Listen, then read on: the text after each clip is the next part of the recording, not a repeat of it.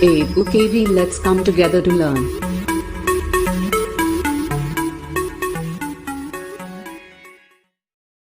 Hello friends, I am Mrityunjay Singh. Welcome to our YouTube channel EduKV.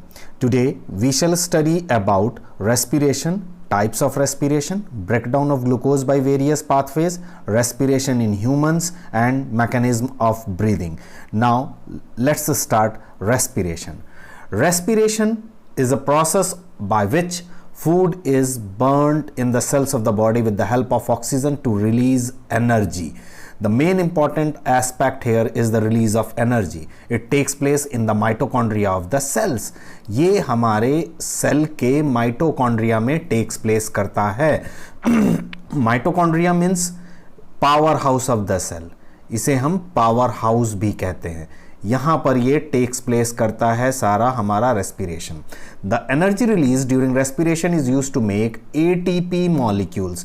ATP के बारे में आप जानते हैं, एडिनोसाइन ट्राइफॉस्फेट. ये जो एडिनोसाइन ट्राइफॉस्फेट होता है इसके पास 3 फॉस्फेट मॉलिक्यूल्स होते हैं and all these 3 phosphate molecules bind with this adenosine molecule with high energy bond. जब जब ये high energy bond break down करते हैं तब तब इनको एनर्जी मिलती है. Initially what happens, this ATP molecule will break down to form ADP and inorganic phosphate. Okay, likewise जब हम इस प्रोसेस को उल्टा करेंगे, ADP को कंबाइंड करेंगे फॉस्फेट से, तब वो ATP बनाएगा in the presence of energy and from respiration. यानी respiration का एंड प्रोडक्ट क्या है? ATP. ATP को हम एनर्जी करेंसी भी कहते हैं. एनर्जी करेंसी का मतलब होता है whenever a cell in a need of energy, it will break down the ATP molecule to cache the energy. एक तरीके से ये एनर्जी का नोट है.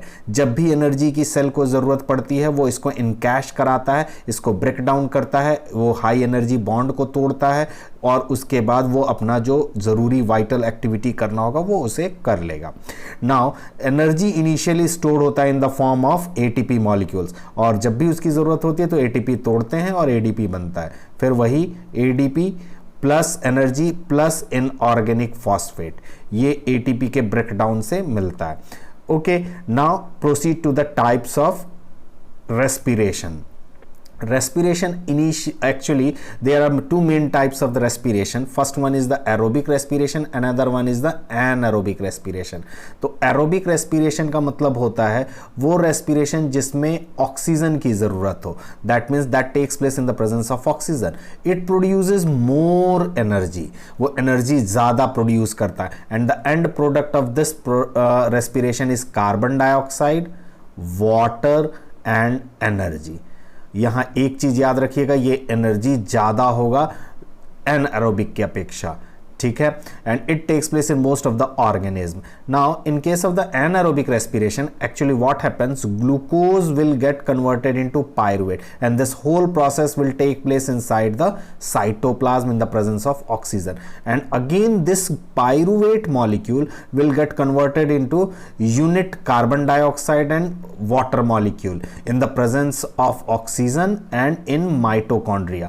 That means glucose directly convert नहीं होता CO2 और H2O प्लस एनर्जी में, बल्कि ये 2 स्टेप में होता है. फर्स्ट स्टेप है ग्लूकोज का पायरुवेट में बदलना, सेकंड स्टेप है पायरुवेट का CO2 में बदलना. तो पहला जो स्टेप होता है वो साइटोप्लाज्म में होता है, दूसरा जो स्टेप होता है वो माइटोकॉन्ड्रिया में होता है. Next one is the anaerobic respiration. Anaerobic respiration means anaerobic, just opposite to the aerobic. That means it takes place in the absence of oxygen and it produces less energy. यहाँ more energy है, यहाँ less energy है. Next, the end product यहाँ पर जो बनेगा वो बनेगा लैक्टिक एसिड बनेगा या इथेनॉल बनेगा. उसके अलावा कार्बन डाइऑक्साइड एंड एनर्जी, ये 2 चीज़ ध्यान रखिएगा. एनाएरोबिक रेस्पिरेशन के दौरान वो हमारा पहले कार्बन एसिड बनेगा, lactic acid, ethanol, carbon dioxide and energy बनाता है। ठीक है, anaerobic respiration actually muscle cells के अंदर पाया जाता है। इसमें इनिशियली ग्लूकोज कन्वर्ट करता है पायरुवेट में, ये पहला प्रोसेस है, and it takes place in the presence of oxygen.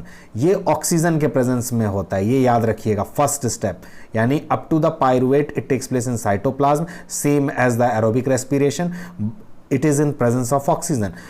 Second जो प्रोसेस होता है वो हमारा एनारोबिक होता है, that means absence of oxygen, from pyruvate to lactic acid. Pyruvate से लैक्टिक एसिड को टूटना, एनर्जी रिलीज होना, ये मसल सेल्स के अंदर होता है, एब्सेंस ऑफ ऑक्सीजन होता है।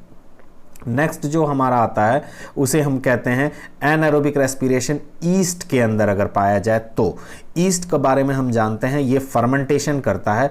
Fermentation in the absence of, complete absence of oxygen होता है इसमें भी ग्लूकोज से पायरुवेट बनेगा, तब तक तो ठीक है, ये साइटोप्लाज्म में होगा, ये तीनों में कॉमन है, इसमें भी। But in the next process, in the absence of oxygen in yeast, it will get converted into pyruvate will get converted into ethanol plus CO2 plus energy। और हम जानते हैं ये जो पायरुवेट कन्वर्ट हो रहा है इथेनॉल में, ये फर्मेंटेशन के कारण होता है। तो आप जानते हैं बिवरेजेस को बनाने में हमारा यही मेथड, और ईस्ट के प्रेजेंस में ही एनारोबिक रेस्पिरेशन होता है। ठीक है, नेक्स्ट हम पढ़ते हैं breakdown of glucose by various pathways. ये एग्जैक्टली उसी के जैसा है, पीछे जैसा हमने बना, ये कॉमन है, this process is common, glucose to pyruvate plus energy which takes place inside the cytoplasm of any cell. ये है सेल, इसका न्यूक्लियस, और ये है साइटोप्लाज्म, यहाँ पाया जाता है हमारा साइटोप्लाज्म में पायरुवेट तक कन्वर्ट होता है। उसके बाद जब एक बार कन्वर्ट हो जाता है, देन ये है first process in presence of oxygen in mitochondria. तो CO2 बनता है, H2O बनता है, और एनर्जी जो बनेगी वो बहुत ज़्यादा बनेगी। नेक्स्ट हमारा आता है second, absence of oxygen which takes place in the muscle cells, lactic acid. और इसी लैक्टिक एसिड के कारण हम टायर्ड फील करते हैं। ठीक है, we feel due to the accumulation of lactic acid. Next हमारा आता है एनर्जी। यहाँ जो एनर्जी आती है वो इससे कम होती है। ठीक है, इसमें ज़्यादा एनर्जी होती है, इसमें कम, and this is the third process which takes place in the yeast. In the absence of oxygen ethanol will be producing and the energy release is less than the energy produced in mitochondria or the aerobic respiration।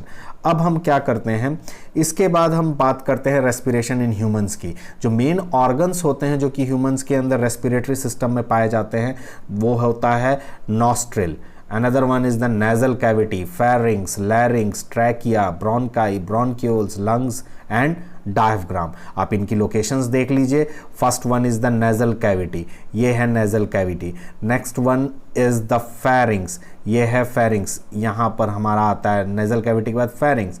Then larynx, that means voice box, यहाँ पाया जाता है। फिर आता है ये trachea, trachea ऐसा होता है, इसके ऊपर कार्टिलेजिनस रिंग्स होती हैं। देन ये ब्रेक डाउन करता है टू ब्रोंक्यूल्स में, and then this is the lung, और ये हमारा पोर्शन होता है, इसे हम कहते हैं डायफ्राम। ठीक है, तो इसको हम दोबारा भी देखेंगे आगे। ठीक, अब देखते हैं हम इसके बारे में स्ट्रक्चर के। Initially air enters through the nostrils and the hairs or the mucus traps the dust particles present in it। यहाँ then it then passes through the pharynx, second, then larynx, then trachea, bronchi, and then afterward it will converted bisected into two, that is bronchioles। Now there is one question जो बहुत ज़्यादा पूछा जाता है, वो ये question ये है कि ये जो ट्रैकिया है इसके ऊपर कार्टिलेजिनस रिंग क्यों पाई जाती हैं। ठीक है, तो इसका एक बेसिक रीजन है, द ट्रैकिया हैज एक rings of cartilage which prevent it from collapsing. उसको कोलैप्स करने से, जब ऑक्सीजन नहीं पाया जाएगा तो वो आपस में चिपक ना जाए, उससे बचाने के लिए इसके ऊपर कार्टिलेज की रिंग पाई जाती है।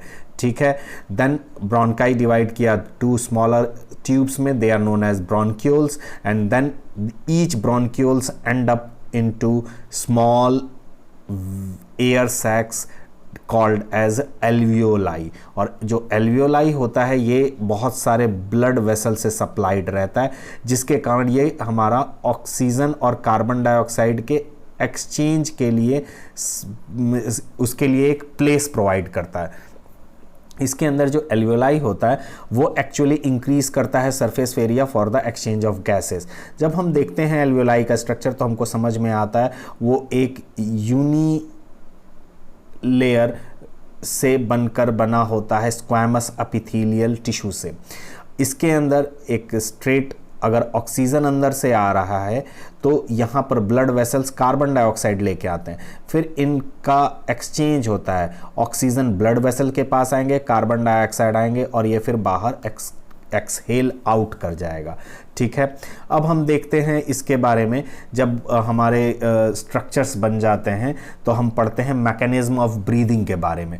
तो हम जानते हैं ब्रीदिंग में दो तीन चीज़ें। When we breathe in air, अगर हम एयर को ब्रीथ इन करते हैं तो मसल्स जो ये डायफ्राम के हैं, ये है डायफ्राम, इसके मसल्स कॉन्ट्रैक्ट करते हैं, जिसके कॉन्ट्रैक्ट करने के कारण और वो डाउनवर्ड नीचे की तरफ आते हैं, जिसके कारण क्या होता है ये चेस्ट पोर्शन एक्सटेंड करता है और यहाँ पर स्पेस ज़्यादा हो जाता है और फिर एयर को वो मोर air will accommodate into it.